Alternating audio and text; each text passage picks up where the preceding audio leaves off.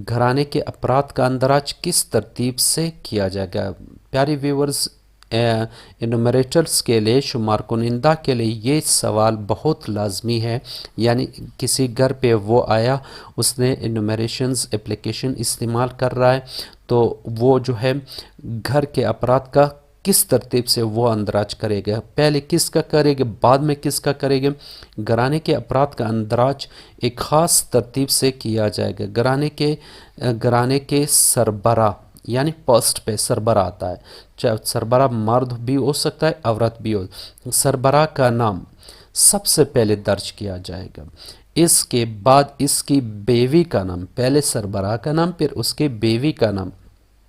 अगर जो है वो मर्द हो तो बीवी का नाम, अगर फीमेल सरबरा हो तो उसके खावंद का नाम फिर दूसरे नंबर पर, और इसके बाद तमाम शादीशुदा बेटों और बेटियों के नाम बलिहाज उम्र, ठीक है। और उसके बाद यानी इन दोनों के बच्चों के नाम होंगे।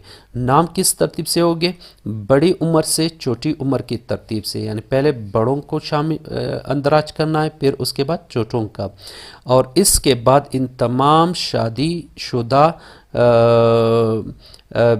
बेटों के नाम, इनकी बीवियों और बच्चों के नाम या बच्चियों के नाम। फिर उसके बाद इनके वो तमाम बच्चे आते हैं जिनकी शादी हो चुकी हैं, और उनके बीवियों के नाम दर्ज करने, बच्चों और बच्चियों के नाम दर्ज करने, और इस घराने में शामिल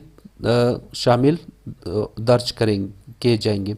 इसके बाद भाइयों और बहनों और इनके अफराद खाना के नाम दर्ज किए जाएंगे। प्यारे व्यूवर्स, ये सवाल बहुत इम्पोर्टेंट है, सबसे ज़्यादा लाजमी है कि घराने के अफराद का अंदराज किस तरह तरतीब से करना है। अच्छा, तो सबसे पहले उस घराने का जो है सरबरा का नाम दर्ज करना है। सरबरा मर्द भी हो सकता है, औरत भी हो सकता है। और उसके बाद अगर सरबरा मर्द है तो दूसरे नंबर पर उसकी बीवी का अंदराज करना चाहिए। अगर सरबरा औरत है तो दूसरे नंबर पर उसके खावंद का अंदराज किया जाएगा। और उसके बाद, ठीक है, उसके गैर शादीशुदा बेटों और बेटियों का अंदराज किया जाएगा। और बेटों का अंदराज किस तरह करना है, गैर शादीशुदा में, ठीक है। तो शादी उनको इस तरतीब से कि सबसे पहले बड़ों का फिर छोटों के अंदराज करना है। जब गैर शादीशुदा का हो जाएगा, फिर उसके बाद उनके शादीशुदा बेटों का जो है वो अंदराज किया जाएगा। फिर उनकी शादीशुदा बेटों का अंदराज जब कर लिया, तो फिर उनके बीवियों और बच्चों और बच्चियों की यानी नवासा और नवासों की, ठीक है, अंदराज करना चाहिए।